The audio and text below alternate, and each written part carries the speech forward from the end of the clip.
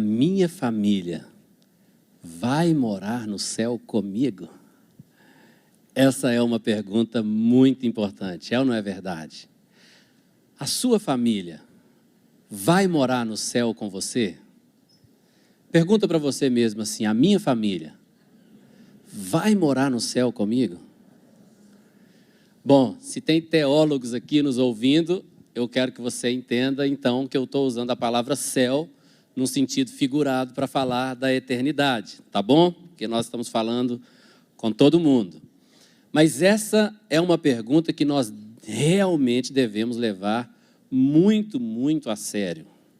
E por que você deve participar dessa série de mensagens que está começando hoje? É uma série de mensagens que está começando hoje e vai durar os próximos 3 finais de semana. São 4 mensagens respondendo essa pergunta: a minha família vai morar no céu comigo? Eu quero te fazer uma pergunta. Você consegue imaginar a eternidade inteira longe das pessoas que você ama? A eternidade é muito tempo. Sem final de semana, sem feriado, sem férias, sem fim. Você consegue imaginar passando a eternidade longe das pessoas que você ama? E eu quero que você imagine comigo essa situação que Jesus contou, e está aqui em Lucas capítulo 16, versículo 24. Olha o que diz esse texto. Então, clamando, disse: Pai Abraão, tem misericórdia de mim, e manda a Lázaro que molhe em água a ponta do dedo e me refresque a língua, porque estou atormentado nessa chama. Bom, essa é a história do rico e Lázaro. Esse Lázaro não é aquele Lázaro que Jesus ressuscitou não, tá? É outro Lázaro. Era um mendigo, um pobre, que pedia esmola na porta desse rico. E Jesus contou que os dois morreram. E que esse pobre, ele foi para o seio de Abraão, ele foi para o lugar dos salvos. Mas esse rico que viveu a vida dele aqui da maneira errada, sem crer em Deus, ele foi para esse lugar de tormento. E como ele disse, ele estava sendo atormentado naquela chama, pegando fogo. E lá, atormentado naquela chama, ele viu do outro lado do abismo Abraão. E ele também viu Lázaro, que ele conhecia, porque era aquele pobre que pedia esmola lá perto da casa dele. E ele reconheceu Abraão, reconheceu Lázaro e pediu: Pai Abraão, peça a ele, Lázaro, que só molhe o dedo na água, ó, só molhe o dedo na água e me refresque a língua. O tormento, o terror era tão grande que apenas molhar o dedo já seria uma sensação de alívio. Pode imaginar que coisa mais terrível? E agora, lendo isso aqui, me surge uma pergunta, que eu sei que é pergunta para muita gente, que é essa aqui. Na eternidade, haverá memória da vida presente, da vida nessa terra? Quem estiver na eternidade vai lembrar dessa vida aqui? Sim ou não? Porque é uma coisa importante, não é verdade? Então, eu quero ler mais um texto com você, que Jesus estava respondendo aos saduceus. Os saduceus não criam em ressurreição. Fala comigo, ressurreição. Tem gente que acha que é o nosso espírito que vai para o céu ou para o inferno. Não é. A nossa alma, o nosso espírito e o nosso corpo vão para o céu ou para o inferno. A Bíblia diz que haverá a ressurreição para a salvação. Quando Jesus voltar, aqueles que tiverem morrido, quando Jesus voltar, eles vão ressuscitar. Eles vão receber um novo corpo, um corpo glorificado, igual ao corpo de Jesus. E aqueles que estiverem vivos, como Paulo escreveu à igreja de Tessalônicas, eles vão ser transformados em um momento. num abrir e fechar de olhos, em um piscar de olhos, aqueles que estiverem vivos quando Jesus voltar, vão ser transformados e o seu corpo vai passar a ser um corpo glorificado, como o corpo de Jesus. Vai ser muito legal, porque nós vamos poder mudar de forma. Sabia? Jesus mudava de forma, Jesus mudava a aparência dele de forma que as pessoas que conviviam com ele não o reconheciam. Então deve ser legal, né? Eu não sei como vai ser, mas vou imaginar que tenha vários botões, assim. O botão do Brad Pitt. As pessoas mais novas, eu acho que nem sabem quem é o Brad Pitt, né? Aí eu vou falar uma das antigas para as mulheres também. As mulheres lá escolhendo, eu quero ser igual a Sharon Stone. Muito bem. Nós vamos poder mudar de forma, é bíblico isso, muito legal. Nós vamos poder atravessar a parede. Isso é muito legal, não é não? Então Jesus, ele ressuscitou, os discípulos estavam trancados dentro de uma casa com portas e janelas fechadas, e Jesus chegou lá e atravessou a parede e se pôs no meio deles, se colocou no meio deles, sem bater na porta. Nós vamos poder fazer isso. Como que Jesus subiu ao céu? De avião? De helicóptero? Como ele subiu? Do jeito que você também vai poder subir, voando. Corpo glorificado é bênção demais, é ou não é? Mas você tem que saber que o seu corpo vai ressuscitar. E você vai viver na eternidade no seu corpo, mas ele não vai ser igual ele é agora, ele vai ser um corpo glorificado. Então, por exemplo, se você se acha magrinho demais, você queria ser um pouquinho mais forte, aí você chega lá e faz assim, ó. Aí fica mais forte. Se você é fortinho demais, quer ser mais magro, aí você faz o contrário, em vez de soprar, você puxa, aí você fica mais magrinho. Show de bola, corpo glorificado. Bom, eu estou brincando para te dar exemplos de coisas reais, por quê? Porque aqueles que não vão ser salvos, também vão ressuscitar no seu corpo. E olha o que Jesus falou. Jesus falou assim: não temeis, não temais àqueles que podem fazer mal ao vosso corpo. Temei antes àquele que pode lançar o seu corpo e a sua alma no inferno. Fala comigo, o meu corpo e a minha alma. Então, a pessoa que ressuscitar sem ser salva, ela não vai ressuscitar em um corpo glorificado. Por exemplo, a pessoa morreu de câncer, ressuscita com câncer. Morreu daquela doença, ressuscita com a doença. E a doença vai ser o pior dos seus problemas. Porque em meio ao tormento de fogo, qualquer doença é fichinha. Mas o fato é que a alma e o corpo vão estar lá, no céu ou no inferno. O que é a alma? É o que me dá esse senso de existência, né? Eu estou aqui, eu estou pensando, eu estou vendo, então eu existo mesmo. Eu sei que eu estou aqui. Pois é, quem estiver lá vai saber que vai estar lá. Agora, quando Jesus falou sobre a ressurreição, olha o que ele diz aí em Mateus, capítulo 22, versículos 31 e 32. Ele diz assim: e quanto à ressurreição dos mortos, não tendes lido o que Deus vos declarou? Eu sou o Deus de Abraão, o Deus de Isaque e o Deus de Jacó? Ele não é Deus de mortos, e sim de vivos. O que Deus está falando aqui? O que Jesus está falando aqui? Jesus está falando que o nosso Deus não é Deus de mortos, Ele é Deus de vivos, amém? Ele é o autor da vida, mas Ele está falando uma coisa interessante. Ele está falando, Abraão, Isaque e Jacó estão vivos.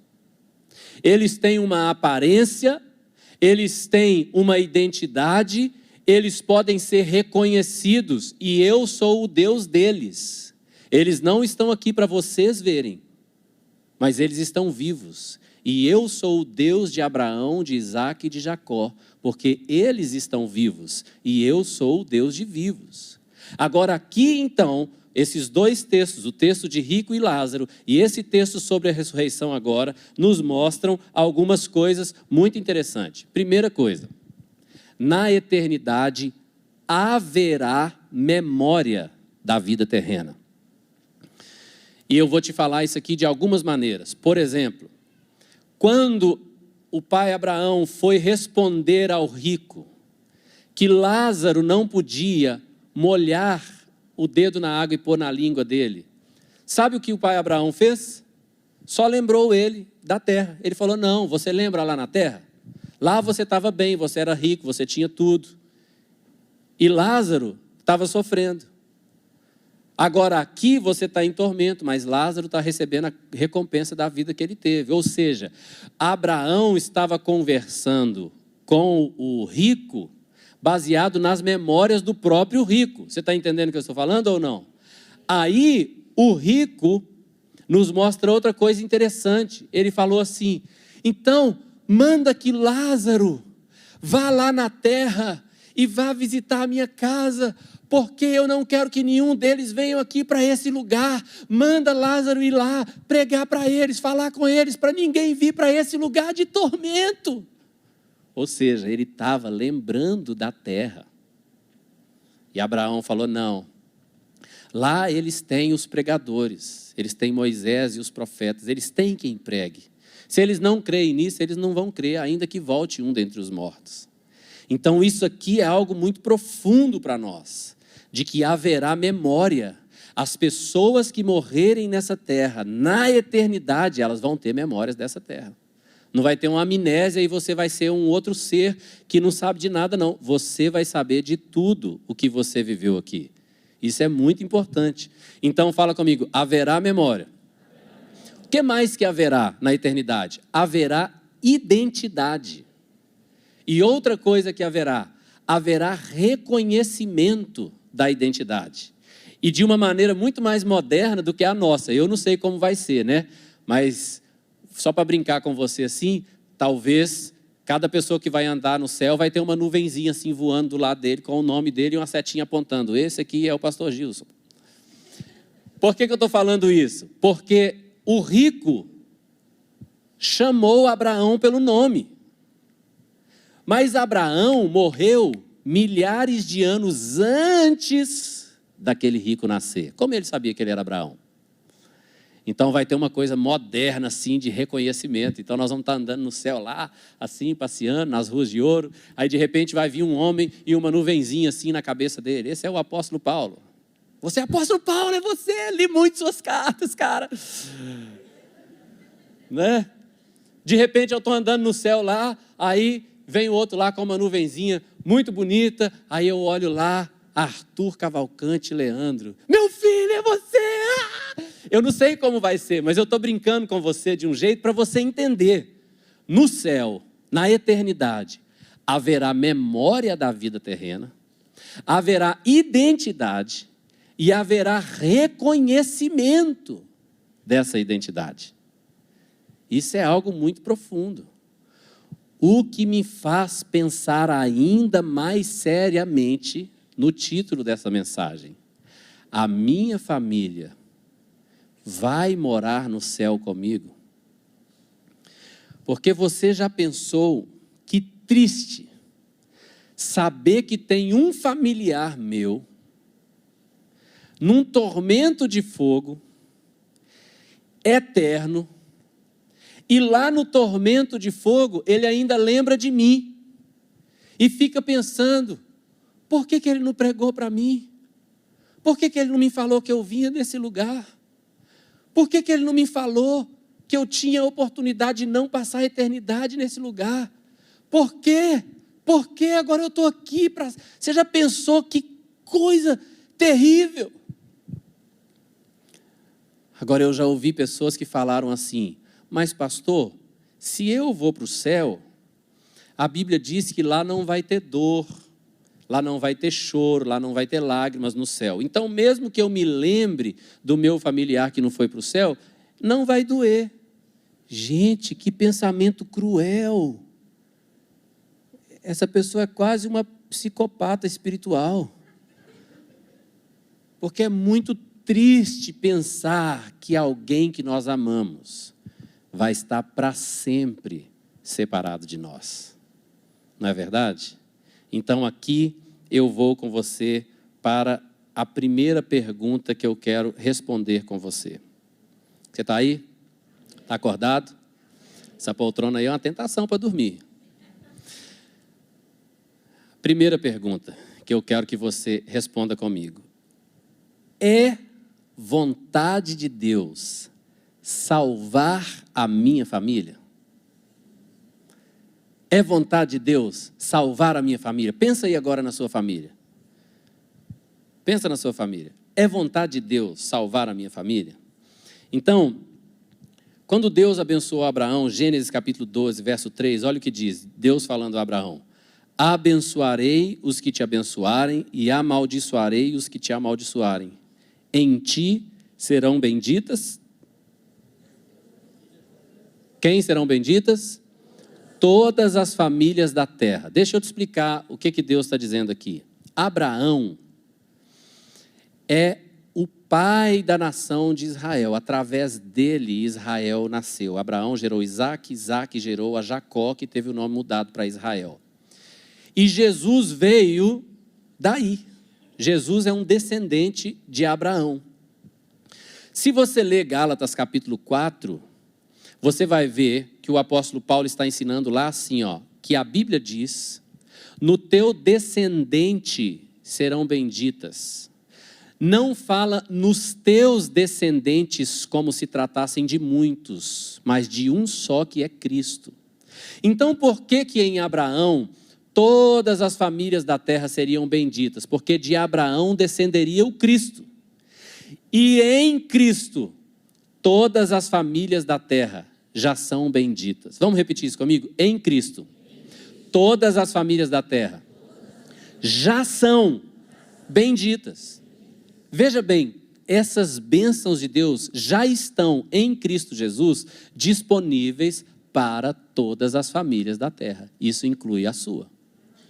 Muito bem? Muito bem. Quando Deus criou o mundo, lá no Jardim do Éden, Ele podia ter colocado um pastor, uma pastora, 100 ovelhas e seria a primeira igreja do mundo. Mas o propósito de Deus era a família. Então Ele colocou um homem e uma mulher, né? E deu um trabalho difícil para o homem e para a mulher. Falou, vai lá, multiplica aí. Ô trabalho difícil, é ou não é verdade? Só os casados riram, os solteiros ficaram pensando, será que ele está falando disso mesmo? Vão ter filho, gente, vão ter filho. Ele colocou um homem e uma mulher, uma família, porque desde o princípio, o propósito de Deus é com a família. Agora, tem gente que ainda está com dúvida, mas pastor, será que Deus realmente quer salvar a minha família? Olha esse texto aqui, 1 Timóteo capítulo 2, verso 4, vamos ler em voz alta comigo, diz assim, o qual deseja que todos os homens sejam salvos e cheguem ao pleno conhecimento da verdade. Então, aqui está falando de Deus, que Deus deseja que todos os homens sejam salvos. Homem aqui não está falando do sexo masculino, está falando do ser humano. Deus deseja que todo ser humano seja salvo. Então, aqui eu tenho uma pergunta muito importante para te fazer. Sua família é uma família formada por seres humanos? Tem certeza? Você garante? Então, se a sua família é formada por seres humanos, e a Bíblia está falando, Ele deseja salvar todos os seres humanos. Então, Ele deseja salvar a sua família, querido. Está bem desenhadinho para você? Então, repita em fé comigo, Deus deseja salvar a minha família. Muito bem, agora, próxima pergunta. Ele deseja. Deus deseja, já sabemos. Agora, há um plano de Deus para salvar a minha família? Será que Deus tem um plano para salvar a sua família? Essa é uma pergunta importante, porque se Deus tem um plano, nós precisamos conhecer esse plano. Amém, querido? Então Deus tem um plano para salvar a sua família. Eu quero ler com você uma história que é quando o anjo do Senhor apareceu para Cornélio. Quem era Cornélio? Cornélio era um centurião romano.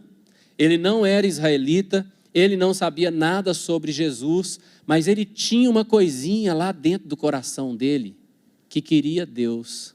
Alguém já percebeu isso aí na sua vida? Eu não sei muito sobre Deus, eu nunca li muito a Bíblia, mas eu tenho uma coisinha aqui que me faz querer conhecer Deus. Alguém aqui já sentiu isso? Pois é, Cornélio era um homem assim. Então ele estava orando, ele nem sabia direito a quem ele estava orando, mas o anjo do Senhor veio falar com Cornélio. E o que o anjo falou com ele: Cornélio, suas orações foram ouvidas, suas esmolas foram lembradas diante de Deus. Cornélio falou: legal, e agora, o que eu faço? Aí o anjo falou isso aqui com ele, que nós vamos ler agora em Atos 11:14. Olha lá, mandou ele chamar Pedro. Vai lá e chama Pedro. Verso 14. O qual te dirá palavras mediante as quais serás salvo, tu e a tua casa. Repete isso comigo aqui, ó. Palavras mediante as quais. Então, o que o anjo falou para Cornélio é: você vai mandar chamar Pedro, lá no lugar tal. Pedro virá e Pedro falará palavras mediante as quais serão salvos tu e a tua casa. Agora eu quero que você preste atenção nessa estratégia aqui que Deus deu, porque essa estratégia aqui tem 2 passos, passo A e B, bem facinho. O passo A é que Cornélio tinha que mandar chamar o pregador. Fala comigo, chamar o pregador. Um pregador ungido, um pregador que conhecesse Jesus, um pregador que estava cheio do Espírito Santo. Enquanto o anjo estava falando com Cornélio, ao mesmo tempo Deus estava lá falando com Pedro, que Pedro deveria ir pregar para Cornélio. Então, Cornélio obedeceu e mandou chamar Pedro. Então esse é o passo A. Qual que é o passo A? Chamar um pregador. Tá, passo B. O que Cornélio tinha que fazer? Olha o que o anjo falou com ele. Vai lá e chama Pedro, o qual te dirá palavras através das quais serão salvos tu e a tua casa. Então o próximo passo que Cornélio tinha que dar era reunir a casa para ouvir as palavras de Pedro. Concorda? Mas eu quero chamar a sua atenção aqui. Você sabe que nós temos a Bíblia no português, porque nós somos brasileiros, mas a Bíblia não foi escrita em português. O Novo Testamento foi escrito no grego. E essa palavra que foi traduzida do grego aqui para o português, e no português está casa, será salvo tu e a tua casa. Essa palavra casa no grego é a palavra oikos. E essa palavra oikos é uma palavra bem abrangente, mas o significado geral dela é todos os que te cercam. Não significa que eles têm que morar na mesma casa, no mesmo espaço físico que você. Não significa que essas pessoas têm que ser parentes de sangue, mas são aquelas pessoas que te cercam, estão ao seu redor. Então, o que o anjo falou com Cornélio foi: vai lá e chama Pedro, o qual te dirá a palavra através das quais serão salvos tu e o teu oikos. É você e todo mundo que te cerca. Você está entendendo? Então Cornélio foi lá, reuniu todo mundo. Olha que lindo que é o versículo 24 do capítulo 10. Olha que lindo que é. Diz assim: no dia imediato, entrou em Cesareia. Cornélio estava esperando por eles, tendo reunido seus parentes e amigos íntimos. Não é lindo? Então, olha essa primeira estratégia para ganhar a família. Primeiro, fica em oração, igual Cornélio estava em oração. Segundo, pede a Deus para te mostrar quem é o pregador. Talvez vai ser seu líder de célula, talvez vai ser seu supervisor de setor, um dos líderes da igreja, talvez um dos pastores aqui da igreja, que Deus vai te mostrar. E você vai convidá-los para ir um dia pregar para a sua família. Aí você fica orando enquanto isso. Aí vai e reúne a sua família toda. Ó, Deus tem uma palavra para falar com vocês todos. E vai vir uma pessoa aqui para pregar para vocês aqui na minha casa. Reúne todo mundo, o pregador vai lá e prega, o Espírito Santo vem e a salvação alcança todo mundo. Isso é maravilhoso. Mas, isso sendo maravilhoso, pastor, o senhor está falando isso para eu fazer isso? Também. Você deve fazer. Mas esse não é o motivo principal porque eu estou te falando isso. Sabe qual é o motivo principal porque eu estou te falando isso? Porque o anjo apareceu para Cornélio, mas não era Cornélio que ia pregar para a família.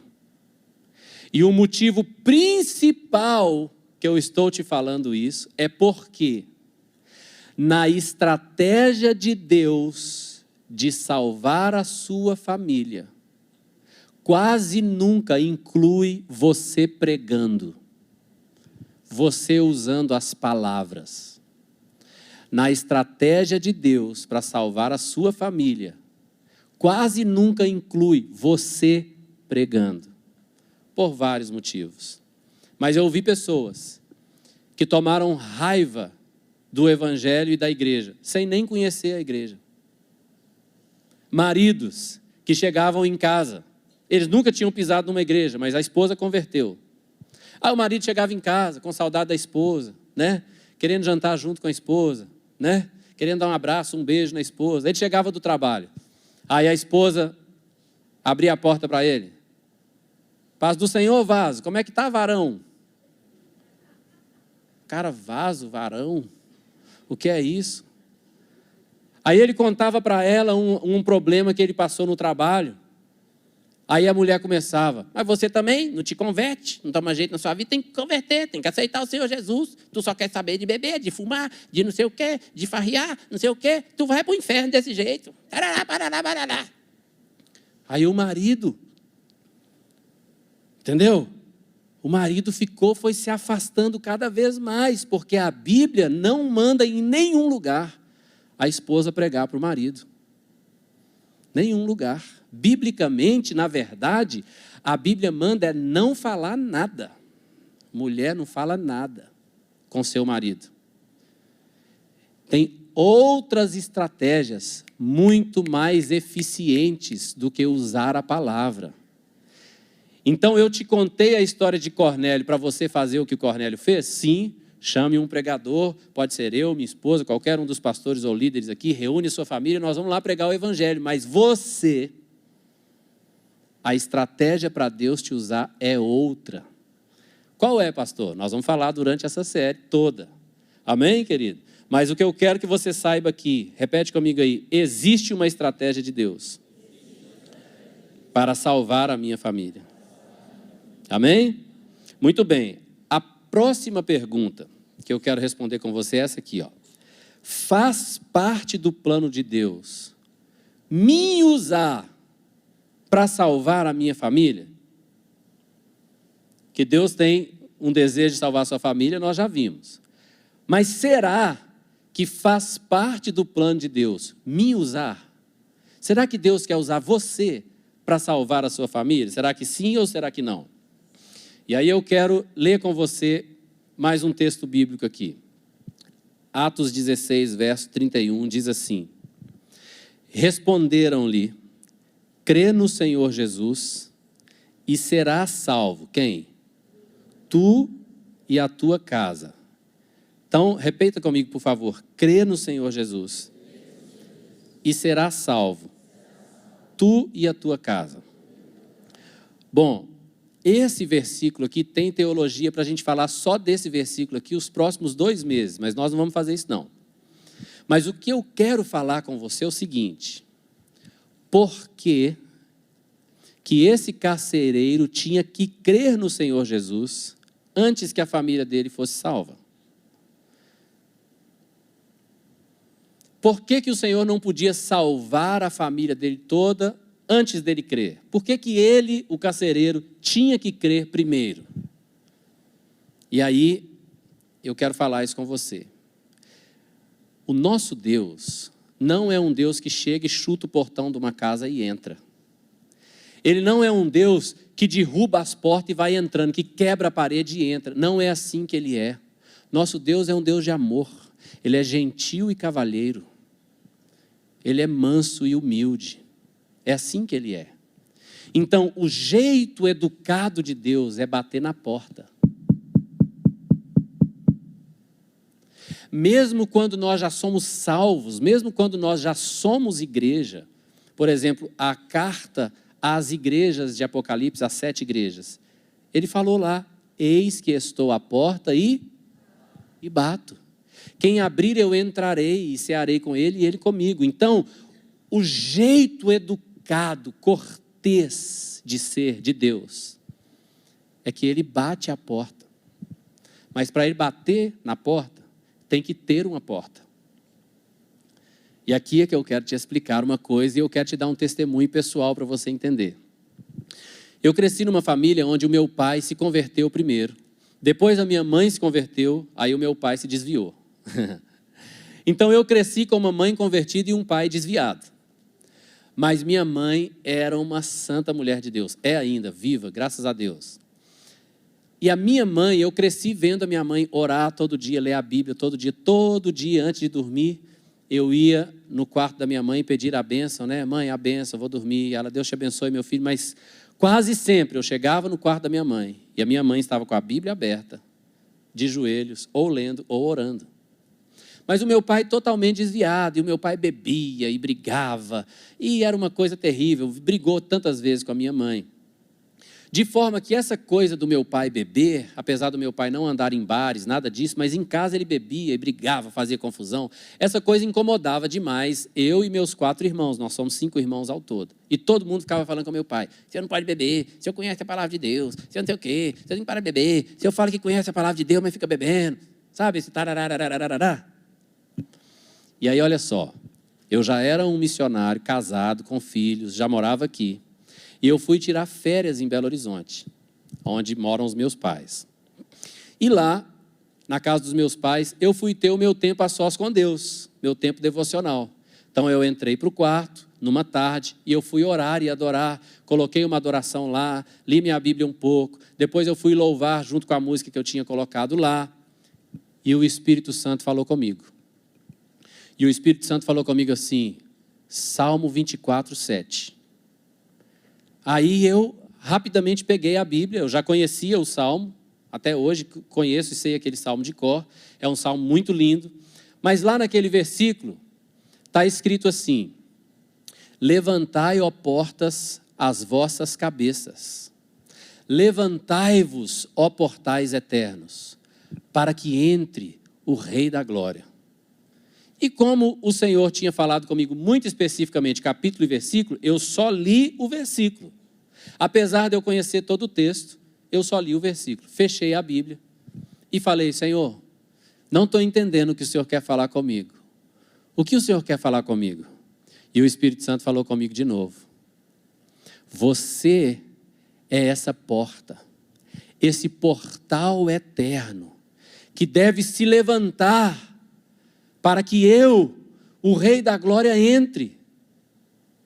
E eu falei, entre aonde? Ele falou, aonde você está. Eu falei, quase que ele teve que desenhar para mim, né? Eu falei, entendi, o senhor desenhou bem direitinho. Só que é o seguinte, como é que se levanta então? Porque está falando aqui, levantai, ó porta, as vossas cabeças. Então, o senhor quer que eu faça isso? Levantai-vos, ó portais eternos. O senhor quer que eu levante da cama e fique em pé? O Senhor falou, não, eu quero que você se posicione na minha presença. Levantar a cabeça é, olha para mim, para a minha grandeza, para o que eu posso fazer. E se levante em louvor e adoração. Irmãos, eu entendi. E naquela hora, lá dentro do quarto, o louvor tocando, eu comecei a louvar. E eu falei, Senhor, se o Senhor quer entrar nessa casa através de mim, é agora. E lá dentro, sozinho, não tinha ninguém comigo, eu comecei a adorar a Deus, junto com aquela música lá, eu gosto muito de colocar as músicas do pastor Cirilo, né, gosto demais, e eu estou lá, poderoso Deus, adorando, adorando, adorando, adorando, e orando em línguas, e levantando o nome do Senhor, e falando, Senhor, se o Senhor quer entrar, estou aqui, a porta está aqui, olhando para ti, irmãos, e foi um tempo tremendo de adoração e oração. Eu terminei aquele tempo devocional, saí do quarto. Meu pai tinha feito uma cirurgia no ombro. E ele falou comigo, Gilson, você pode me levar para pagar uma conta aqui em cima? Porque eu não estou podendo dirigir. Eu falei, claro, pai, vamos lá. Entramos no carro e eu fui pagar a conta com ele. Quando nós entramos no carro e saímos, meu pai falou assim, aconteceu uma coisa muito estranha agora. Eu falei, foi? O que foi? Ele falou, eu estava no sofá, sentado. E uma voz falou dentro de mim assim, por que você bebe? Aí eu respondi assim, eu não sei não. Aí a voz falou comigo assim, essa bebida só te faz mal. Aí eu respondi, é mesmo. Aí a voz falou comigo assim, por que você não para de beber? Aí eu respondi, eu vou parar. Aí meu pai falou comigo, muito estranho, né? Ele não sabia o que estava acontecendo, mas eu sabia. E o meu pai é aquelas pessoas assim, bem determinadas, sabe? Que gosta de honrar o que fala. Então nós pagamos a conta, voltamos. Quando nós voltamos em casa, o meu pai chamou minha mãe e falou, Ana, o nome da minha mãe é Ana. Ana, pega tudo que tiver de bebida dentro dessa casa, junta e joga fora. Porque eu não vou mais beber. Você entende? Eu não usei uma palavra, eu não discuti com ele, eu não falei com ele que era errado, porque eu já aprendi que a forma de ganhar a minha família, principal para eu ganhar a minha família, não é falando. Mas eu aprendi que eu sou uma porta, através da qual Deus quer entrar na minha casa e mudar aquele lugar. Você está entendendo o que eu estou falando? Agora, essa é a única maneira de Deus entrar na casa de alguém? Não. Não é a única maneira, mas eu te garanto, se você que está aqui, homem de Deus, mulher de Deus, você tiver um tempo devocional muito precioso na sua casa todo dia, como o Senhor Jesus ensinou, entra no seu quarto e fecha a sua porta, e em secreto, você e Deus, gasta um tempo lendo a sua Bíblia, coloca um louvor lá, né? Coloca o pastor Cirilo lá para adorar com você, adora junto com ele, né? E lê a palavra, às vezes pega essa mensagem aqui, repete ela, ouve um pedacinho cada dia, e ora e adora. Irmãos, o ambiente espiritual da sua casa vai mudar. Isso é um fato, vai mudar. Você está entendendo o que eu estou falando? Mas essa é a única maneira de você ser uma porta? Com certeza não. E eu quero ler com você o último texto que nós vamos ler essa noite, que Jesus nos ensinou uma coisa muito preciosa aqui. Olha o que diz Mateus 13:33. Jesus ensinando sobre o reino dos céus, olha o que ele disse. Disse-lhes outra parábola. O reino dos céus é semelhante ao fermento que uma mulher tomou e escondeu em 3 medidas de farinha, até que tudo levedasse. Deixa esse texto para mim aí nos telões, por favor. Eu quero te chamar a atenção para a palavra escondeu. O reino dos céus é semelhante a uma mulher que tomou e escondeu. Ela pegou esse fermento, ela pegou e escondeu. E ela escondeu aonde? Em 3 medidas de farinha. Aí o que aconteceu com aquela farinha? Todinha a farinha fermentou. Levedar é fermentar. Esse fermentar significa mudar a estrutura da farinha. Você está entendendo? É o que acontece quando a gente faz um bolo, quando a gente faz um pão. Tudo fermentou. E o Senhor está explicando que o reino do céu é assim. Se você ler a versão de Lucas, ele vai falar o reino de Deus é assim. Está falando da mesma coisa. E deixa eu te explicar isso aqui e eu já vou encerrar essa mensagem. Presta atenção. Quando você entrega a sua vida a Jesus, a primeira coisa que acontece não é que você vai morar no céu, é que o céu vem morar em você. Então o médico diz para você, você não pode ter filho, você não pode ter filho, você não pode ter filho. Aí você fala, você não está entendendo, o céu mora dentro de mim. Mas quando isso acontece, deixa eu te explicar, a pessoa vem aqui num culto como esse, ela sente aquele toque do Espírito Santo falando, olha, esse aqui é um bom lugar para você estar, sua família vai ficar segura aqui, você vai passar a eternidade comigo. Aí você sente aquela vontade de entregar a vida a Jesus. Muitos e muitos aqui viveram a experiência. Entregam a vida a Jesus. Veja bem, a pessoa sai do culto por aquela porta e vai para casa. Ela não leu a Bíblia, ela não conhece a Bíblia, ela não sabe o que é certo e errado de acordo com a Bíblia, mas simplesmente ela sai daqui e ela sabe o que fazer. Ninguém mandou ela parar de fazer isso, aquilo. Ela simplesmente sabe. Como que ela sabe? Porque o reino vem para dentro de você. E à medida que você deixa isso acontecer, esse reino vai te mudando de dentro para fora. Aí você pergunta para aquele marido assim, por que você não xinga mais a esposa? Por que você não trai mais a esposa? O pastor mandou você parar? Aí o marido responde: o pastor nem sabia que eu fazia isso. É que houve uma mudança de dentro para fora que me transformou. Eu não faço mais aquilo porque eu não tenho vontade de fazer. Eu tenho outros desejos, porque o reino nos transforma até que tudo fique fermentado com o fermento do reino. Agora preste atenção na estratégia de Deus, que me empolga. Deus pegou esse fermento, colocou dentro de você e escondeu você lá dentro da sua casa. Para que esse fermento que está transformando você, vai fermentar tudo ao seu redor. De repente você vai ficar tão cheio de amor, que a sua casa vai ficar tão cheia de amor, que você vai tratar as pessoas com tanto amor, que de repente as pessoas também vão querer esse amor. De repente você vai ser tão cheio da alegria do reino, tão cheio da alegria do reino, dentro da sua casa cheio da alegria do reino, que as pessoas vão ver essa alegria do reino, elas vão falar: eu quero essa alegria do reino. De repente você vai ser uma pessoa tão em paz, tão em paz, tão em paz. Irmãos, esses dias eu estava, minha esposa, não sei se ela está aqui ainda, perto, ela deve estar em algum lugar por aqui, mas esses dias eu estava fazendo um negócio e eu perdi 400 mil reais em um negócio, num dia. Eu soube num dia que eu perdi 400 mil reais em um negócio. Perdi. Pff. Sabe como eu fiquei? Do jeitinho que eu estou aqui. Irmão, mas nem para ficar triste.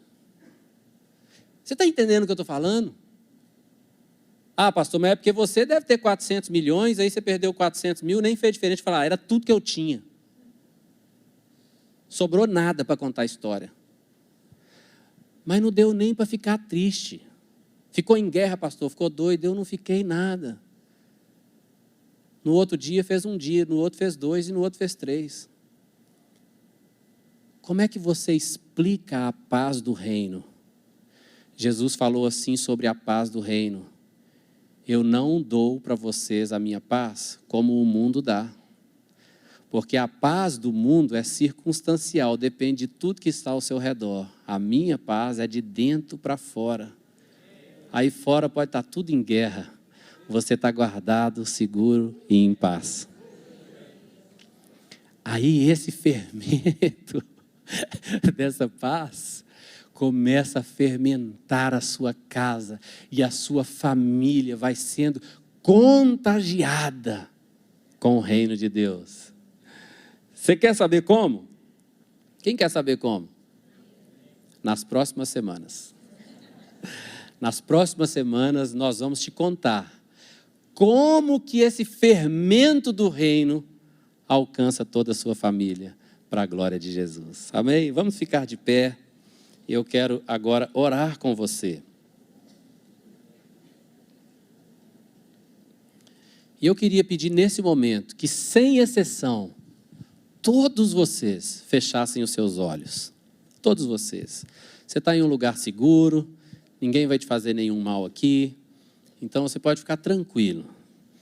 Fecha os seus olhos, por 2 motivos. Para você levar sua consciência a Deus e também em reverência a Deus e às pessoas que estão ao seu lado. Feche os seus olhos. Eu falei agora há pouco sobre a eternidade. E eu quero te fazer essa primeira pergunta. Você aí com seus olhos fechados. Onde você vai passar a sua eternidade?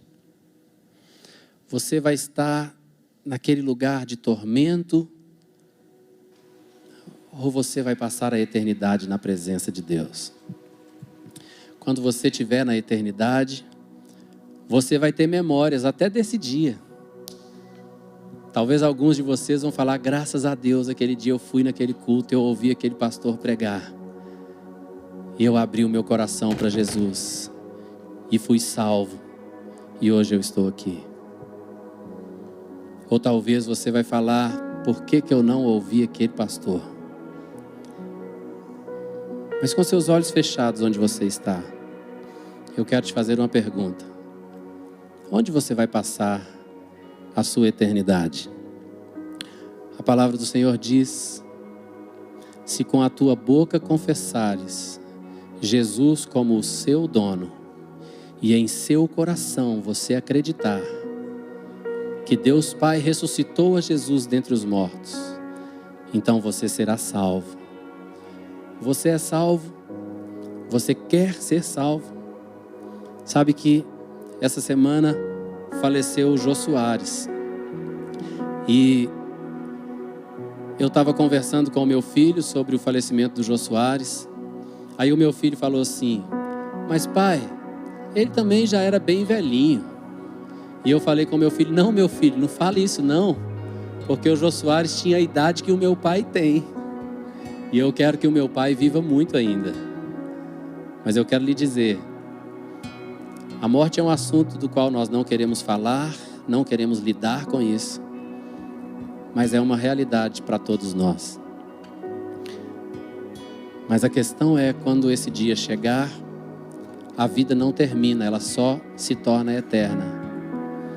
E onde você vai passar a sua eternidade? Se você não tem certeza de que você é salvo, se você não tem certeza de que você vai passar a eternidade na presença de Deus, hoje é o dia de você passar a ter essa certeza. Com seus olhos fechados, como você está, se você que está aqui deseja ser salvo, deseja falar: Jesus, eu quero passar a eternidade com o Senhor, com seus olhos fechados como você está, eu quero orar por você. E se você tem esse desejo de ter essa certeza da sua salvação, entregando a sua vida a Jesus, com os olhos fechados onde você está, eu quero que você levante uma de suas mãos para eu te ver. Todos estão com os olhos fechados, ninguém precisa te ver, mas eu quero te ver. E também o Senhor quer te ver. O levantar das suas mãos significa: sim, eu quero viver a vida eterna na presença de Deus. Se você é essa pessoa, levante uma de suas mãos bem alto onde você está. Que bom que são dezenas e dezenas de mãos levantadas. Isso significa que você está sendo tocado, chamado pela presença de Deus. Se você deseja ser salvo, entregar a sua vida a Jesus, onde você está, levante a sua mão bem alto e eu quero orar com você.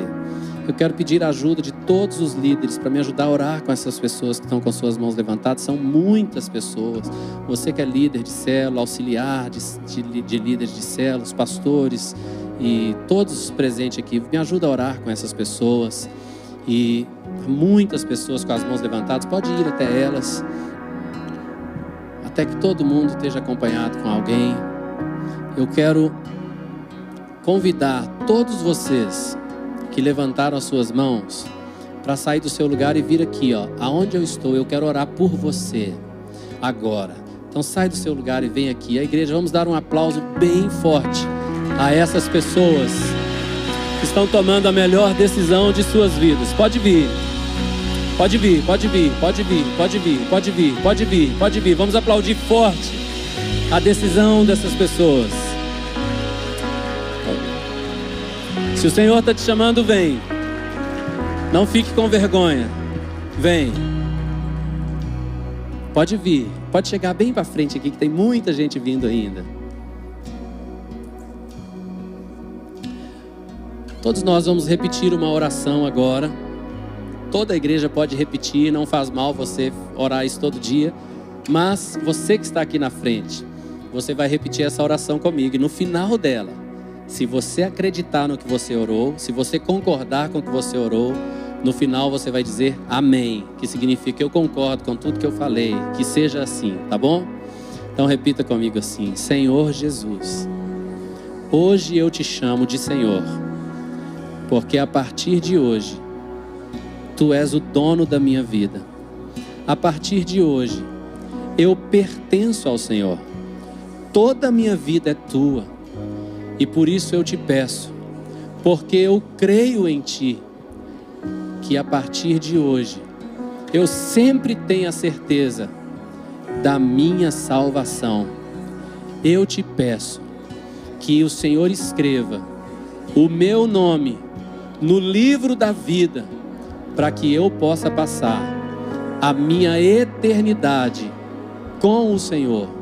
Senhor Jesus, eu lhe digo, A minha vida pertence a Ti agora. Ajuda-me a caminhar na Tua palavra, de acordo com a Tua vontade. Amém, amém, amém. Receba um abraço carinhoso aí dessa pessoa que está do seu lado.